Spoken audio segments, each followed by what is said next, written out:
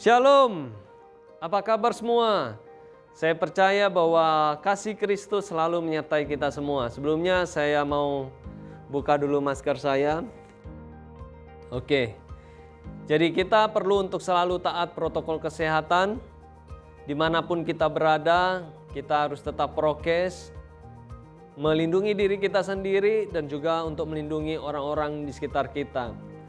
Terutama kita melakukannya untuk Tuhan, sama seperti di dalam Kolose 3:23 ya. Apapun juga yang kamu lakukan, lakukan dengan segenap hatimu seperti untuk Tuhan dan bukan untuk manusia. Walaupun memang kita saat ini kita lakukan juga untuk mentaati pemerintah. Karena pemerintah begitu peduli, begitu care sama kita sehingga kita terus diberikan anjuran untuk tetap menjaga prokes.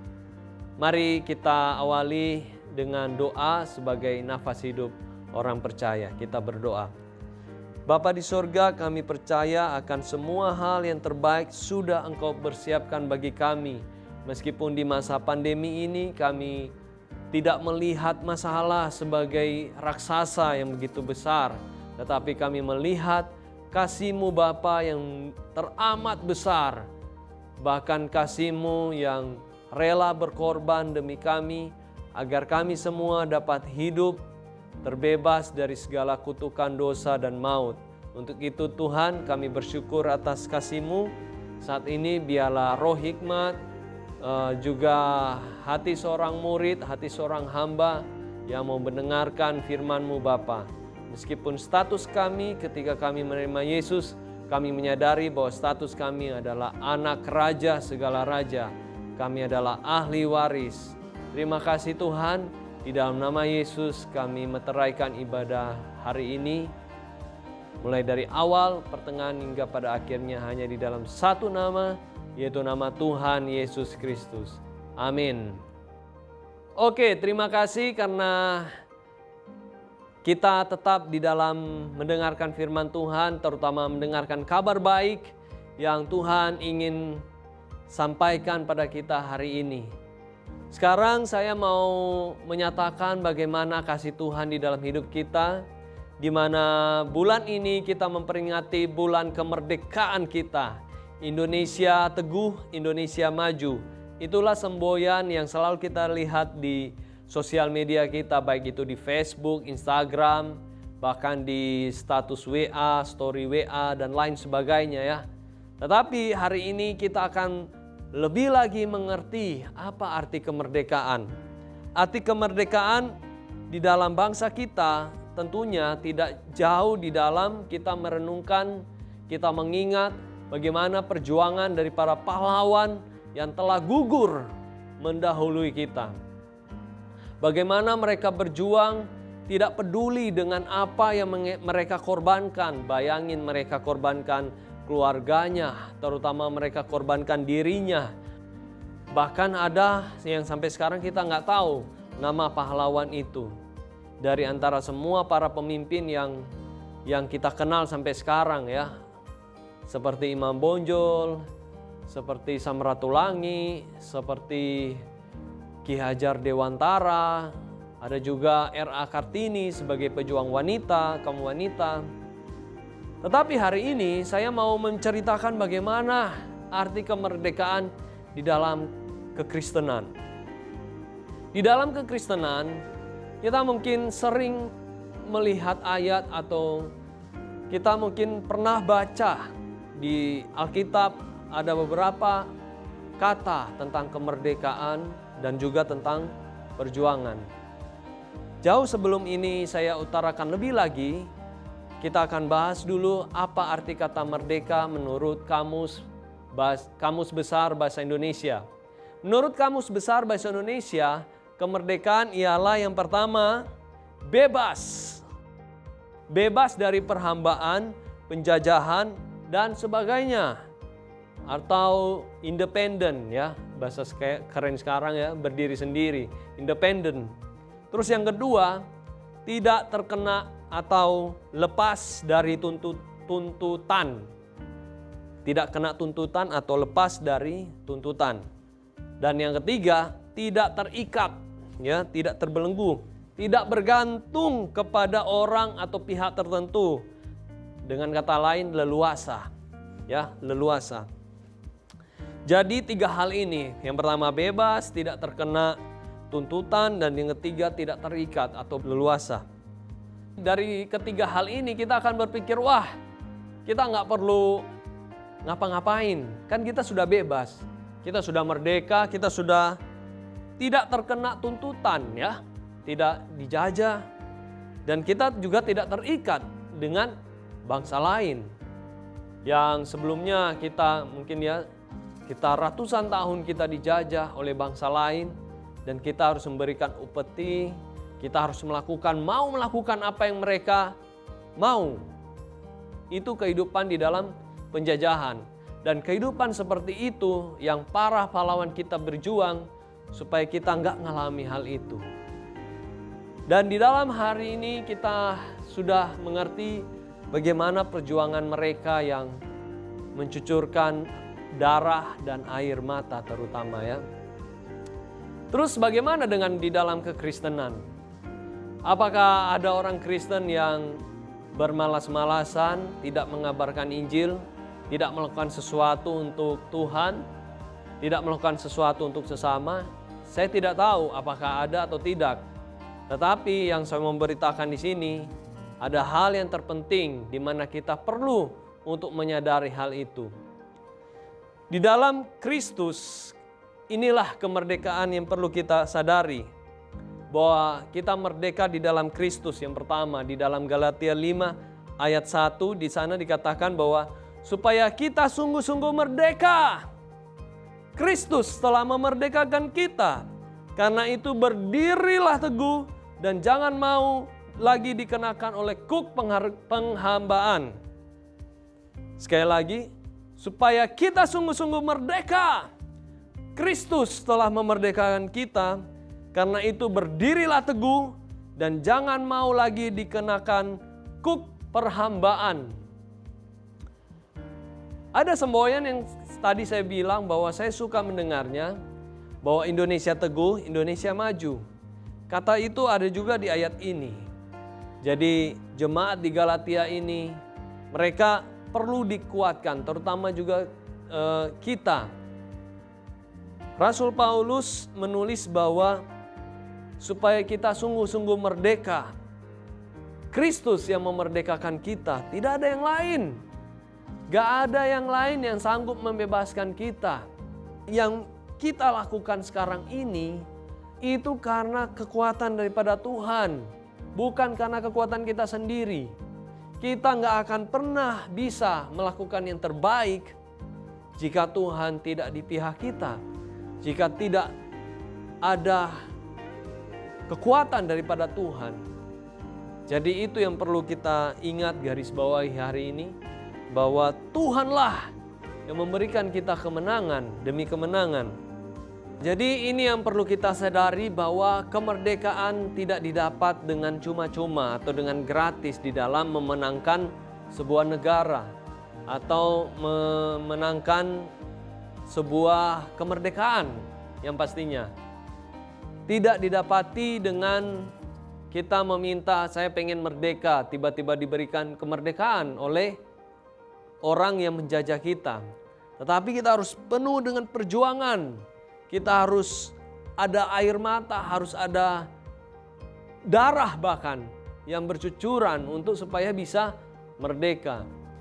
Inilah kekristenan perlu menanggapi bahwa di dalam kemerdekaan, di dalam Kristus juga ada perjuangan tentunya. Tetapi poinnya di sini saya mau awali dengan poin yang pertama, bahwa kemerdekaan itu kita peroleh di dalam Kristus. Ini ya, di dalam kekristenan itu kemerdekaan kita peroleh hanya di dalam Kristus. Bagaimana Kristus telah memenangkan kita? Di dalam Galatia 5 ayat 1 di sana dibilang apa? Supaya kita sungguh-sungguh merdeka. Kristus telah memerdekakan kita. Karena itu berdirilah teguh dan jangan mau lagi dikenakan oleh kuk perhambaan. Berdirilah teguh dan jangan mau lagi dikenakan oleh kuk perhambaan. Surat Galatia ini ditulis oleh rasul yang kita sebut Rasul Paulus. Kita tahu sebelumnya Rasul Paulus ini sebelum dia jadi rasul, dia adalah orang yang ya kalau bahasa sekarang mungkin introvert ya, atau tertutup, dia nggak mudah bergaul dengan orang banyak bahkan.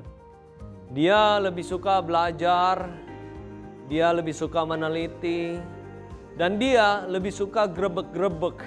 Dia suka melihat orang-orang yang gak menjalankan hukum Taurat. Inilah Paulus. Dia suka menganiaya orang Kristen juga. Karena dia pikir orang Kristen itu merupakan mungkin kalau sekarang kita sebutnya aliran sesat. Atau ya boleh dibilang agama barulah orang Kristen itu. Jadi harus dibasmi. Seperti virus harus dibasmi dari muka bumi ini. Itulah yang dilakukan oleh Paulus. Pada waktu Stefanus dirajam itu dilempari dengan batu ya. Itu di sana ada Paulus, tapi Paulus tidak melakukan apa-apa. Paulus menjadi saksi mata bahwa siapa yang melanggar hukum Taurat, dia harus dihukum, dibinasakan. Tidak ada maaf buat siapa yang melanggar hukum Taurat. Nah, itu yang terjadi dengan Paulus saat itu. Tetapi pada waktu dia ketemu Yesus, dia bertemu dengan sang pembebas itu, dia ketemu yang kita sebut dengan juru selamat, dia berubah. Yang tadinya menganiaya, yang tadinya obrak-abrik, yang tadinya introvert atau gak peduli, acu tak acu dengan sosial, dengan ya kita boleh bilang antisosial lah dia itu. Tapi pada waktu ketemu Yesus, hatinya berubah. Hatinya kembali bercahaya. Karena cahaya Kristus ada di dalam Paulus. Inilah surat Galatia ini dibilang perkataan Paulus ini untuk orang-orang yang ada di Galatia. Karena di mana di sana ada juga orang yang berusaha berjuang dengan kemampuan diri sendiri. Nah, kita lihat. Apakah diri sendiri itu mampu berjuang melawan dosa, taat terhadap ketetapan 100%. Bahkan kalaupun ada 1000%, 1000%. Pada waktu Musa menerima hukum Taurat, mereka dibawa ngapain? Mereka menyembah berhala.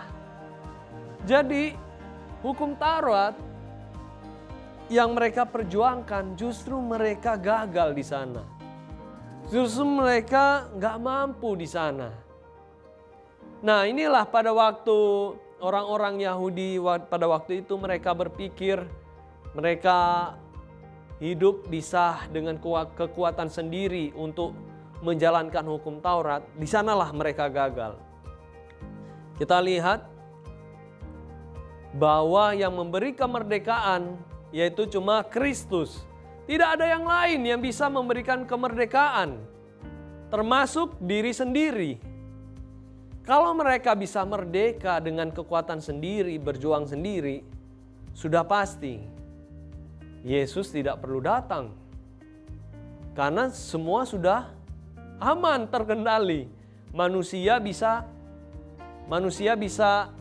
menang dengan sendirinya.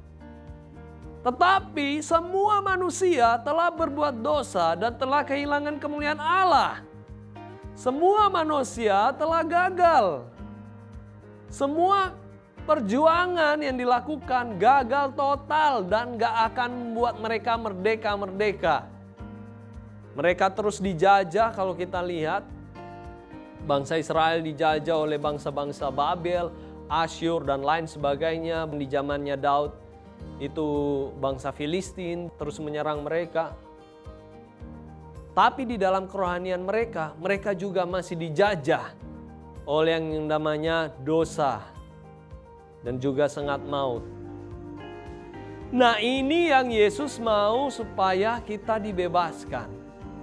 Ini yang Yesus mau supaya kita benar-benar bebas, dimerdekakan. Untuk itu dia datang memenuhi semua hukum Taurat. Karena kalau Yesus nggak datang, kita nggak akan pernah berdiri teguh. kita akan letih, lesu, dan berbeban berat. Ya, tapi Yesus datang supaya kita dapat berdiri teguh dan melawan dosa, bukan dengan kekuatan kita, tetapi dengan kekuatan Tuhan. Ini yang perlu kita garis bawahi dalam hal ini. Jangan lagi mau dikenakan kuk perhambaan. Kuk perhambaan artinya apa? Kita jadi hamba dosa. Kita nggak lepas-lepas dari dosa. Tetapi pikulah kuk yang Yesus berikan. Karena kuk yang Yesus berikan itu ringan dan enak. Tapi kalau kuk dosa, apalagi dengan kekuatan kita, otomatis kita kalah. Bahkan kalah sebelum berperang. Bahkan mungkin ada dari kita sebelum berperang sudah lari, sudah nyerah ya, kabur. Tetapi Yesus berada di atas kayu salib supaya kita bisa benar-benar merdeka. Nah, ini yang Paulus usahakan, yang Paulus sampaikan, yang Paulus nyatakan kepada orang-orang di Galatia pada waktu itu.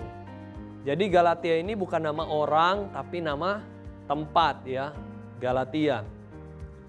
Ini yang perlu kita ketahui. Jadi ini bukan cuma untuk orang-orang Galatia juga, tetapi kalau kita sampai sekarang masih mempelajari firman Tuhan, berarti ini diperuntukkan untuk kita juga. Oke, yang kedua, kemerdekaan yang penuh kasih, bukan kesempatan berbuat dosa. Kalau masih di surat yang sama, Galatia 5 ayat 13, yang tadi ayat 1 kita baca terus sampai bawah, kita akan temukan bahwa di sana ditulis, saudara-saudara, memang kamu telah dipanggil untuk merdeka. Tetapi janganlah mempergunakan kemerdekaan itu sebagai kesempatan. Kesempatan untuk hidup di dalam dosa. Melainkan layanilah seorang akan yang lain oleh kasih. Layanilah seorang yang lain oleh kasih. Dan yang terutama yang digarisbawahi, ini merdeka bukan kesempatan untuk berbuat dosa. Banyak orang berpikir, ya orang-orang yang menyebut dirinya orang percaya atau orang Kristen, berpikir setelah Yesus sudah memerdekakan kita, kita bebas berbuat dosa. Kita bebas melakukan hal yang kita suka. Keinginan mata, keinginan daging, semua yang timbul dalam hati, yang apa yang kita pengen lakukan, maki orang, bahkan di tempat yang banyak orang Kristen justru di sana banyak perkelahian malah. Jadi ini yang perlu kita pikirkan. Memang Rasul Paulus dan juga Rasul Petrus pernah berselisih paham. Bahkan perkataan Rasul Paulus cukup tegas. Tapi ketegasan Rasul Paulus oleh karena kasih. Nah, bagaimana kalau kita menegur orang tapi nggak dengan kasih? Nah, berarti kita membenci orang itu. Tetapi beda Rasul Paulus dengan Rasul Petrus pada waktu itu. Karena pada waktu itu memang Rasul Petrus melakukan tindakan yang salah. Rasul bisa melakukan kesalahan karena dia manusia. Tetapi pada waktu Tuhan memakai Rasul Paulus untuk menegur Rasul Petrus, akhirnya Rasul Petrus paham akan apa maunya Tuhan. Nah, jadi layanilah seorang yang lain dengan kasih. Karena di dalam kasih kita bersaudara. Kita satu bangsa dan satu tanah air. Dan di dalam Alkitab juga dibilang tanah air surgawi yang kita perjuangkan. Yang ketiga, kemerdekaan sebagai hamba Allah. Nah, kita perlu mengerti, kok kita sudah merdeka kan? Lah kok kita disebut hamba Allah lagi? Bukankah kita sudah disebut ahli waris kerajaan Allah? Kenapa kok kita perlu menjadi hamba lagi? Hamba kan kata lain daripada budak. Mari kita lihat di dalam 1 Petrus 2 ayat 16. Di sana dikatakan, hiduplah sebagai orang merdeka dan bukan seperti mereka yang menyalahgunakan kemerdekaan itu untuk menyelubungi kejahatan-kejahatan mereka, tetapi hiduplah sebagai hamba Allah. Surat Petrus ini bertujuan untuk orang-orang Kristen pada waktu itu yang masih dikontrol atau dijajah oleh orang-orang Roma, di mana mereka bingung. Roma pada waktu itu pada waktu masa kerasulan ini, itu masih menyembah berhala. Mungkin masih menyembah Zeus lah atau menyembah dewa-dewa Yunani. Dan bagaimana mereka menyembah berhala, tuan mereka atau bos mereka kalau kita bilang majikan mereka, menyembah berhala dan mereka harus bekerja, cari uang, cari nafkah, atau mereka dibeli. Karena budak itu dibeli oleh tuannya. Bagaimana untuk bisa menjaga iman mereka? Ini yang poin pertama tadi saya bilang bahwa untuk menjaga iman itu sangat sulit. Tetapi Rasul Petrus di sini menyatakan bahwa untuk menjaga iman kita, hiduplah sebagai hamba Allah. Dan kita jangan sampai menyalahgunakan kemerdekaan itu untuk menyelubungi kejahatan-kejahatan mereka. Kemerdekaan apa yang mereka dapatkan? Wong mereka pada waktu itu dikuasai oleh orang Roma. Bos mereka orang yang gak percaya Tuhan. Kemerdekaan yang Rasul Petrus maksud adalah kemerdekaan di dalam Kristus. Yang tadi Rasul Paulus nyatakan kepada jemaat di Galatia. Ini yang Rasul Petrus pengen sampaikan, bahwa kamu udah dimerdekakan di dalam Kristus. Jadi hiduplah sebagai hamba Allah. Artinya apa? Kalau kita udah merdeka di dalam Kristus, kita tunduk kepada pemerintah. Apapun yang mereka suruh, bersihkan sana, bersihkan ini, bersihkan itu, ya dibersihkan. Loh, kan kita udah merdeka. Ya, kita udah merdeka, tapi kita juga perlu kerja. Kita perlu untuk berusaha di dalam hidup ini, terutama untuk mencari nafkah Jadi inilah yang dimaksud oleh Rasul Petrus. Kemerdekaan di dalam Kristus. Kemerdekaan sebagai hamba Allah. Pada waktu Yesus datang ke dunia ini, dia adalah anak Allah. Benar dia kenapa disebut anak Allah? Karena dia adalah Allah yang menjadi manusia. Dan manusia disebut anak manusia juga. Dia disebut anak Allah dan disebut anak manusia. Karena dia datang menjadi manusia. Dia nggak datang jadi makhluk yang lain. Tapi dia datang jadi manusia. Manusia adalah makhluk ciptaan Tuhan yang paling dikasihi oleh Tuhan. Dan dia memberikan hatinya bagi manusia. Dan dia datang sebagai Yesus.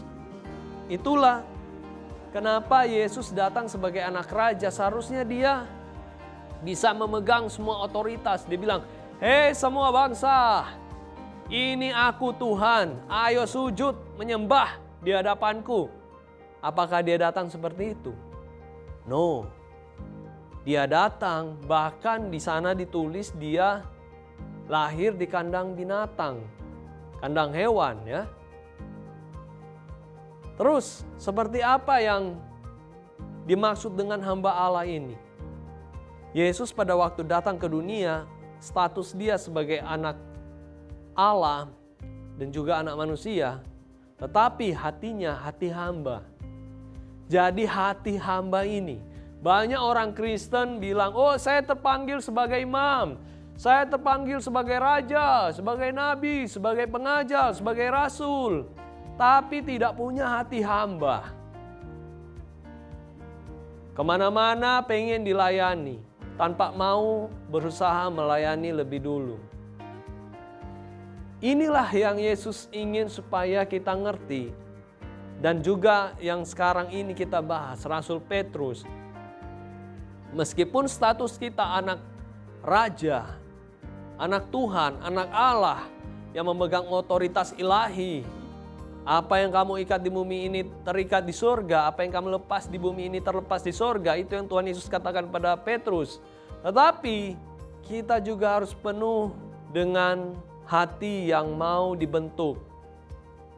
Hati hamba. Gak ada hati yang lain. Hati Yesus yaitu hati hamba yang harus kita miliki saat ini.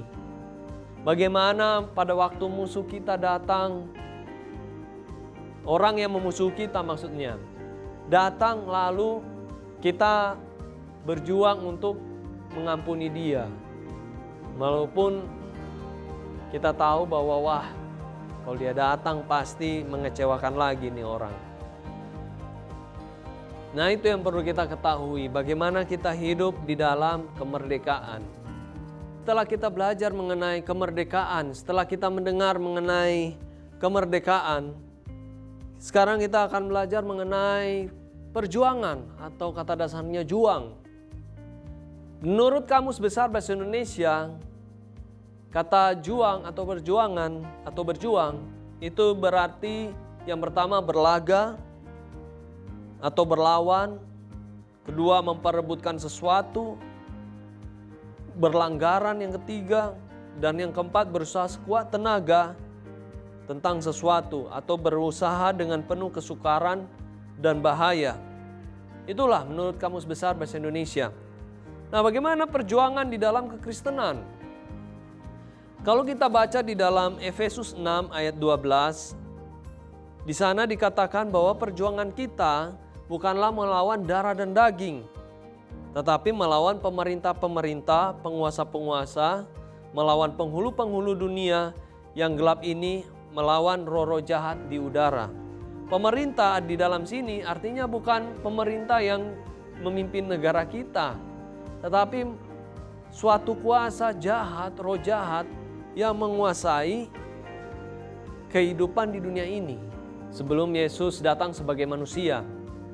Jadi perjuangan kita bukan melawan darah dan daging. Nah, surat Rasul Paulus kepada jemaat yang ada di kota Efesus ini, kita perlu tahu bahwa 2 tahun lebih Rasul Paulus melayani orang-orang yang ada di Efesus. Rasul Paulus berjuang memberitakan Injil, kabar baik. Rasul Paulus juga mendapat tekanan dari orang-orang yang masih menyembah berhala di tempat itu atau menyembah dewa-dewa orang-orang Yunani, Romawi. Ya, karena kita tahu Romawi pada waktu itu masih menyembah dewa-dewa tersebut.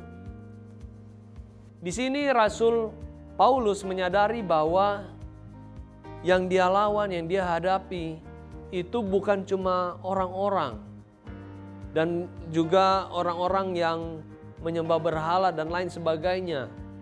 Tetapi yang dihadapi adalah roh-roh jahat. Makanya dibilang lawan kita itu bukan darah dan daging. Bukan orang-orang yang ada di sekitar kita lalu kita lawan.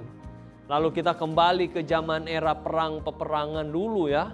Kita kembali, wah kan disebut berjuang. Wah kita ayo bukan kayak gitu kali. Perjuangan artinya kita melawan roh-roh jahat. Dan kalau kita tidak ada persiapan, bagaimana melawan roh jahat kalau kita nggak ada persiapan?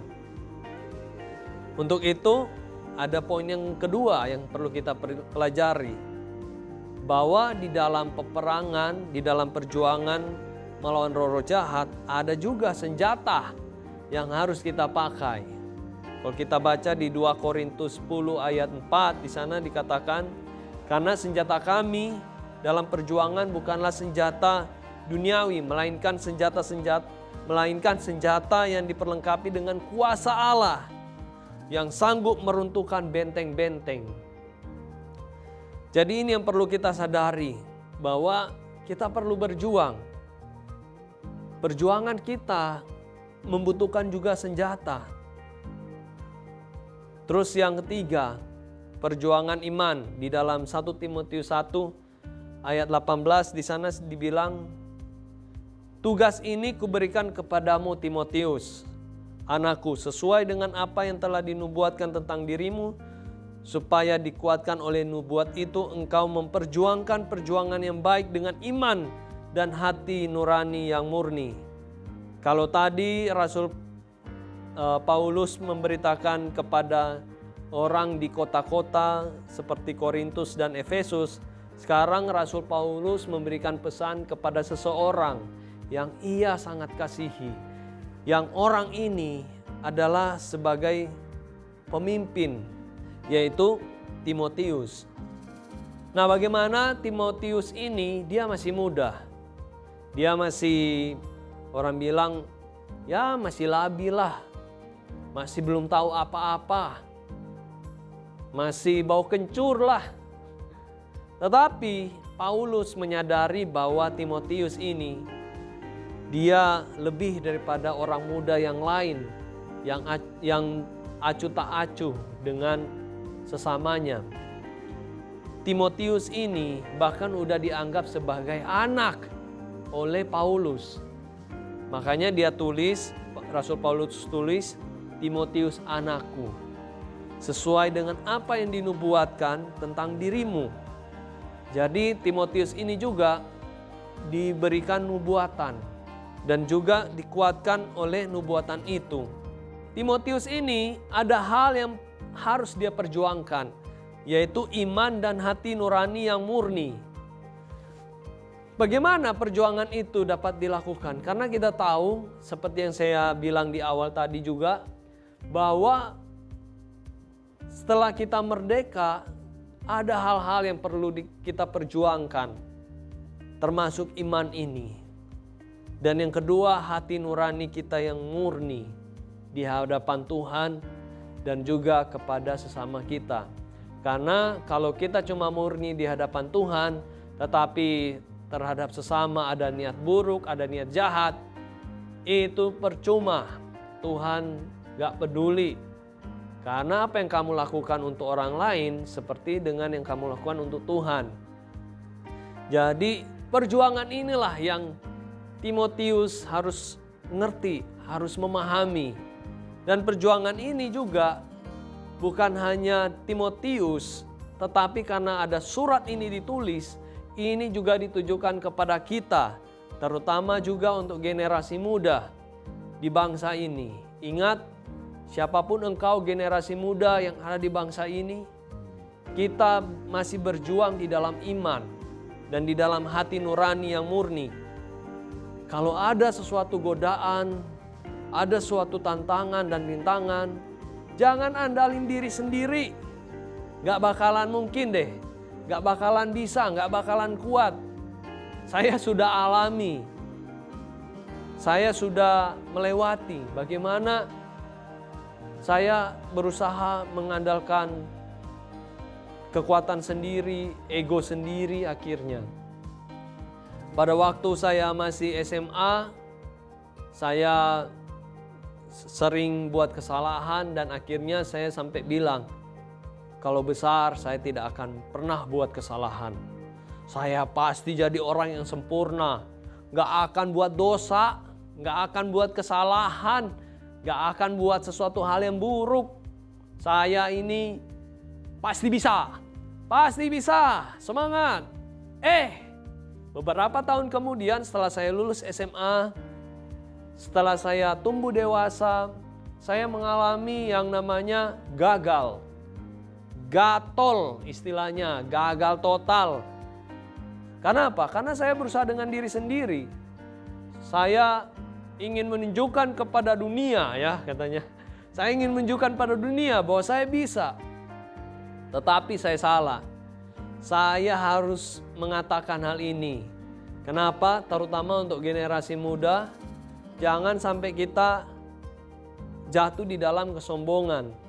Karena ini ternyata saya sombong. Saya menyadari bahwa waktu itu saya sombong. Akhirnya setelah itu saya sering jatuh dalam dosa, saya sering buat kesalahan, saya sering melakukan apa yang saya harus pertanggungjawabkan, bertobat lagi. Karena saya masih ngandalin diri sendiri. Tetapi Ini yang perlu kita sadari, bahwa iman kita di dalam Kristus itulah yang menguatkan kita. Jangan sampai kita membuang iman tersebut. Karena apa? Karena iman di dalam Kristus itu bagaikan mutiara. Pertahankan iman itu begitu sulit, teman-teman. Saudara-saudara sekalian, Bapak Ibu yang ada di rumah. Apapun yang kalian hadapi, percayalah bahwa Tuhan tidak pernah meninggalkan kita. Dan saya juga dari sini berdoa, biarlah kekuatan daripada Tuhan Yesus, damai sejahtera daripada Tuhan Yesus yang menguatkan iman kita ini. Karena apalagi di masa-masa sukar seperti sekarang ini, untuk mempertahankan iman, apalagi dengar berita sana sini, yang sering kita dengar adalah kabar buruk, bukan kabar baik. Jadi, walau kita sudah merdeka, tapi kita harus tetap berjuang di dalam iman kita. Berjuang untuk memperoleh mahkota yang Tuhan sudah sediakan bagi kita. Kita mesti harus bekerja. Bukan berarti kita bermalas-malasan setelah kita tahu bahwa kita sudah merdeka. Sama seperti juga di kehidupan nyata kita, di dalam keseharian kita. Pada waktu kita tahu bahwa di bulan ini, bulan Agustus kita sudah merdeka, lalu kita tidak buat apa-apa, kita tidak berpikir bagaimana melakukan hal yang kreatif, kita tidak mau berusaha, kita mau bermalas-malasan, mau rebahan, karena kita sudah tahu kita sudah merdeka. Nah, itu tindakan yang salah. Seharusnya yang perlu kita lakukan, kita harus lebih andalin Tuhan. Tuhan, berikanlah roh kekreativitasan. Berikanlah roh seorang murid, hati seorang hamba, supaya saya dapat melakukan apapun dan bahkan saya dapat membuka lapangan pekerjaan. Wow, itu luar biasa sih. Dahsyat. Ini yang perlu kita ngerti sekarang, bahwa meskipun kita sudah merdeka, ada hal-hal yang perlu kita perjuangkan. Tetap semangat di dalam perjuangan, berjuang bukan untuk sesuatu yang sudah diberikan. Misalnya, saya ingin berjuang supaya masuk surga. Pada waktu kamu terima Yesus, kamu sudah menerima surga. Karena Yesus lebih penting daripada surga. Semua isi surga tidak penting kalau tidak ada Yesus di sana. Benar apa salah? Salah apa benar? Pada waktu kita terima Yesus, kita menerima surga yang terbuka lebar-lebar bagi kita. Jadi ini yang mau saya sampaikan hari ini, biarlah kita tetap hidup di dalam kemerdekaan, baik merdeka di dalam negara kita yang luar biasa ini, yang kita cintai ini, bangsa yang berdiri di dalam Pancasila dan juga Bhinneka Tunggal Ika dan juga Undang-Undang Dasar 1945. Dan kita juga berdiri di dalam iman dan pengharapan kepada Tuhan Yesus Kristus. Karena pada akhirnya hanya tersisa 3 hal ini, yaitu iman, pengharapan, dan kasih. Terima kasih, Tuhan Yesus memberkati. Shalom.